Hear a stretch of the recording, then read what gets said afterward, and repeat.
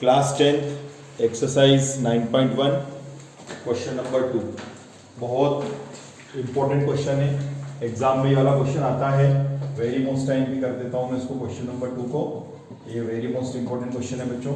कहानी है, तूफान चल रहा था, स्टॉर्म था, बहुत बड़ा भयंकर स्टॉर्म मतलब तूफान, ठीक है। और उस तूफान में एक बहुत पुराना पेड़ था। ये देखिए, ये एक बहुत पुराना पेड़ है।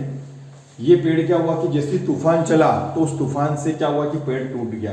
अब पेड़ या तो पूरा जड़ से अलग हो जाता, लेकिन ये जड़ से अलग नहीं हुआ। इस पेड़ की खासियत ये रही कि इसका जो ऊपर का जो टॉप है, इस ट्री का जो ऊपर का टॉप है, ये जमीन में मतलब आधा तो है अभी, मतलब जमीन में है आधा, यहाँ तक का तो जमीन में, मतलब जमीन और जमीन से होगा, ये जड़ है उसका, और ये ऊपर यहाँ तक का, और आधा जो ऊपर का बड़ा सा हिस्सा वो नीचे से लटक गया ऐसे। ये यहाँ से झुक करके ऐसे गिर गया नीचे की ओर। ये देखिए, ये गिरा, और गिरा कितना डिग्री का एंगल बना रहा है?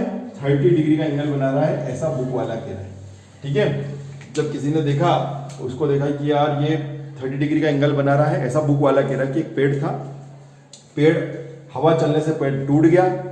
पेड़ टूटा तो आधा हिस्सा तो यहाँ पर है और आधा हिस्सा ऐसा ऊपर का, जो ऊपर का हिस्सा होता है वो पूरा ऐसे लटक गया नीचे की ओर, ठीक है। और यहाँ से यहाँ तक का जो डिस्टेंस है, बुक वाला कह रहा है, यहाँ से यहाँ तक का जो डिस्टेंस है वो है 8 मीटर है। कितना है? 8 मीटर। यहाँ से यहाँ तक का डिस्टेंस है 8 मीटर है, ठीक। ये 8 मीटर हो गया, ठीक। आपको निकालनी है हाइट, किसकी? ट्री की हाइट निकालनी है। ये तो हो गया आपका h, और यहां से यहां तक हो गया आपका x। ये है आपका पेड़, ये आपका ट्री है। आधा h है, आधा x है। पूरा पेड़ निकालना हो तो इस x को वापस से सीधा करना पड़ेगा, और नहीं भी करोगे तो भी हो जाएगा, h प्लस x हो जाएगा, पूरे पेड़ की ऊंचाई हो जाएगी, ठीक है। तो अपन सबसे पहले एक बार इसको फिर से समझ लेते हैं। एक पेड़ था, हवा चलने से टूट गया, टूटते हुए वो इस तरह से गिरा नीचे की ओर कि यहां से यहां तक का डिस्टेंस, उसने बोला है कि foot of the tree, distance, इसका जो टॉप है, इसके टॉप का इसके डिस्टेंस है, मतलब इसके फुट पॉइंट से जो बीच की दूरी है वो 8 मीटर की है, और 30 डिग्री का एंगल बनाते हुए वो गिरा है, ठीक है। तो टोटल हाइट निकालनी पेड़ की, ट्री की टोटल हाइट निकालनी। तो अपन यहां लिख लेते हैं, let total height of tree, इसको नाम भी दे देते हैं ABC, है ना। Total height of tree h plus x, ठीक है। तो ये अपना हो गया पेड़ की कुल ऊंचाई, ठीक है। यहां पर लिख देते हैं अपन, पेड़ की कुल ऊंचाई आ गई आपके h प्लस x। माना क्योंकि अपन ने मन से मान लिया h और x, तो ये मन से लिखना पड़ेगा, लिखना हो तो माना के लिखना पड़ेगा। अच्छा, जो इसका बेस है, इसका जो आधार है, यहाँ पे अपन लिखते हैं बेस, वो है आपका BC इक्वल 8 मीटर। ये BC आपका 8 मीटर हो गया, ठीक है। और ACB इक्वल 30 डिग्री, इसको बोलते हैं अपन एंगल ऑफ इलेवेशन। उन्नयन कोण दे रखा आपको, ये आपका उन्नयन कोण हो गया, ठीक है। चलिए अब शुरुआत करते हैं अपन इन ट्रायंगल ABC को ले लेते हैं अपन, ठीक है। पहले इसको ले लेते हैं, फिर इसको ले लेते हैं। तो अपने को हाइट निकालना है। तो आपके पास में यहाँ इस क्वेश्चन में 2 ऑप्शन है, या तो आप इसको और इसको ले लो। तो ये जब इसको और इसको लोगे तो लेने में आंसर तो आ जाएगा, लेकिन थोड़ा सा दिक्कत आएगी, क्योंकि ये भी अननोन है और ये भी अननोन है। तो उसकी बजाय एक नोन और एक अननोन, इसको और इसको ले लो, ठीक है। बाद में फिर इसको भी तो ले, क्योंकि x निकालना तो इसको भी लेना पड़ेगा, ठीक है। तो अपन पहले इसको और इसको ले लेते हैं। तो ये है आपका परपेंडिकुलर, जिसको हम बोलते हैं लंब। ये है आपका बेस, इसको बोलते हैं हम आधार। ये है परपेंडिकुलर, ये है आपका बेस। परपेंडिकुलर और बेस, जब मैंने आपको फॉर्मूला लिखाया था लेसन 8 के अंदर, तो उसमें बताया था पाकिस्तान भूखा प्यासा, हिंदुस्तान हरा भरा। अब आप देखिए, परपेंडिकुलर अपॉन बेस कहाँ आ रहा है? तो परपेंडिकुलर अपॉन बेस यहाँ आ रहा है। और परपेंडिकुलर बेस पहले में आता साइन, दूसरे में आता कॉस, और तीसरे में आता टेन। तो ये 10 आ गया, परपेंडिकुलर अपॉन बेस 10, ठीक है। हिंदी में अगर अपन बात करेंगे तो लाल बटे कक्का, लाल बटे कक्का में लंब बटा आधार। तो लंब बटा आधार कहाँ आ रहा है? ये आ रहा है, लंब बटे आधार। ये लंब है, ये आधार है। कौन है? tan theta. तो यहाँ पर क्या आ जाएगा भाई साहब? tan थीटा आ जाएगा, ये tan थीटा, ठीक है। तो ये अपने को लाल बटे कक्का और पाकिस्तान भूखा प्यासा हिंदुस्तान हरा भरा पक्का याद होना चाहिए। ये है आपका एच, आपका बेस है 8, थीटा की वैल्यू है 30 डिग्री। ये देखिए, चलिए आगे बढ़ जाते हैं। h/8 tan 30 की वैल्यू गई 1/√3, क्रॉस इंटू करेंगे तो कितना आ जाएगा, यही कर लेते हैं चलो, √3h equal 8, therefore h equal 8/√3 metre. बाद में इसका रेसिप्रोकल करेंगे, रेशनलाइजिंग करेंगे, अभी अपन यही पे लिख लेते हैं। आधा पेड़ तो आ गया बच्चों। अब हमें आधे पेड़ और निकालना है, तो इसके पास जाना पड़ेगा। इसको या तो इसके साथ ले लो, इसको या फिर इसके साथ ले लो, तो दोनों से कर सकते हो, आपका आंसर आ जाएगा। लेकिन मैं तो इसको और इसको ले लूंगा। अब यहां पर भी दो ऑप्शन है, अगर आप इसको पहले लोगे, इसको बाद में लोगे तो भी हो जाएगा, इसको पहले लिखोगे बाद में इसको लिखोगे तो भी हो जाएगा। तो पहले इसको लिखने में फायदा है, उसका मैं आपको रीजन बताता हूं कैसे। देखिए वापस से लिखते हैं अपन, इन ट्राइंगल एबीसी, है ना।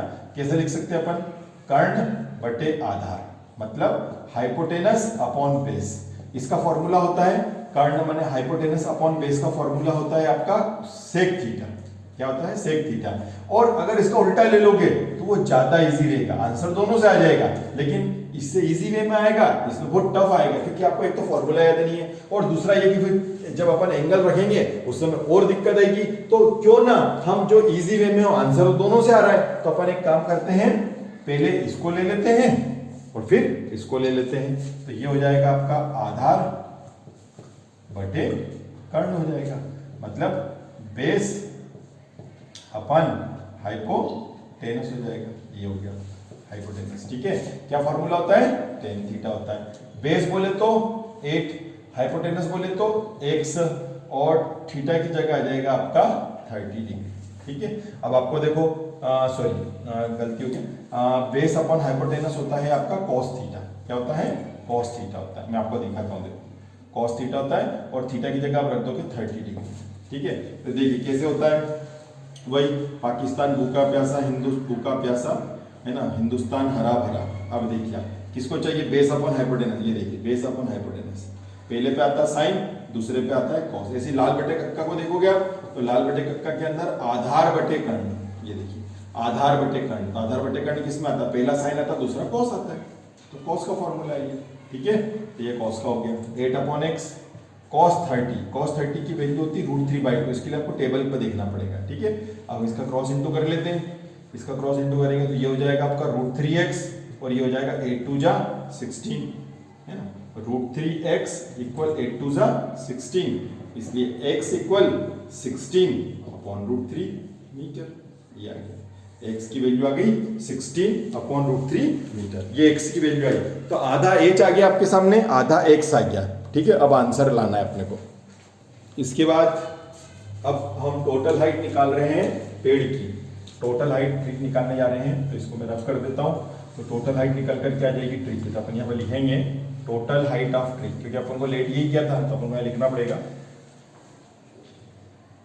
टोटल हाइट ऑफ ट्री, पेड़ की